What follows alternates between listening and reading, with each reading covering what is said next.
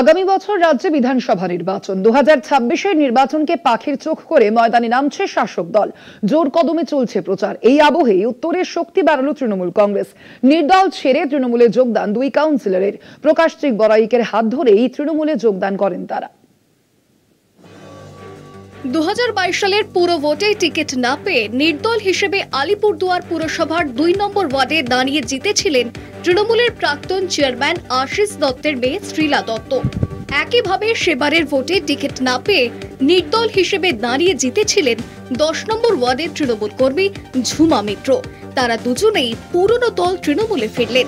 তৃণমূলের জেলা সভাপতি প্রকাশচিক বড়াইক নির্দল 2 কাউন্সিলরের হাতে দলের পতাকা তুলে দেন। ওই দুজনের যোগদানের ফলে 18 সদস্যের পুরো ভোটে তৃণমূলের কাউন্সিলরের সংখ্যা দাঁড়ালো 20। কি বিষয়? দেখুন, আজকে মমতা ব্যানার্জির কাজের উপর তারা আকৃষ্ট হয়ে আলিপুরদুয়ারের মানুষের জন্য ডেভেলপমেন্ট করার জন্য তারা আজকে এই সিদ্ধান্ত নিয়েছে। বিশেষ করে আপনারা দেখেছেন যে মমতা ব্যানার্জির যে জনমুখী প্রকল্পগুলো, তার ফলে তারা মানুষের কাছে যাতে আরও কাজ সুযোগ করে দিতে পারেন, তারা আজকে এখানে জয়েন করেছে।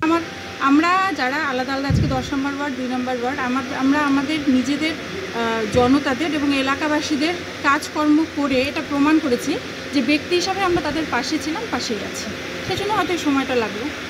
শাসক দলের কাছে কোনো কিছুই ছিল না। তার কারণ হচ্ছে এই 3.5 বছর আমরা একসাথে শহরটাকে চালিয়েছি। সেই ক্ষেত্রে কোথাও কোনো রকম সমস্যা আমরা আমাদের পৌরসভার যে অভিভাবক, চেয়ারম্যান, ভাইস চেয়ারম্যান বা অন্যান্য যে আমাদের কলিগরা আছে, সহকর্মী যারা দলের, কারো থেকে আমরা কোনো রকম কোনো চাপ বা কিছু পাইনি।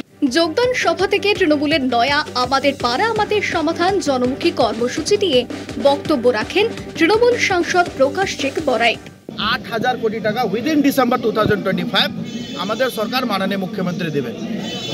আমরা সক্রিয় অনুসারে সবাইকে বুথে নামায় দিয়েছি এবং আমাদের সরকার কাজ করতেছে। এই কাজকে নিয়ে আমরা আগামী দিন লড়াই করব এবং 16 লাখ বাড়ি নতুনভাবে ইমপ্লিমেন্ট হয়েছে, যেটা ডিসেম্বর মাসের ভিতরে বাড়ির টাকা গরিব মেহনতি খেটে খাওয়া মানুষ পাবে। পুরসভার হলে আয়োজিত হয় রাজনৈতিক সভা। নবাগতদের যোগদানের পাশাপাশি বিধানসভা ভোটের রূপরেখা তৈরি হয় সভা থেকেই। আলিপুরদুয়ার থেকে অজয় শাহের রিপোর্ট, কলকাতা টিভি।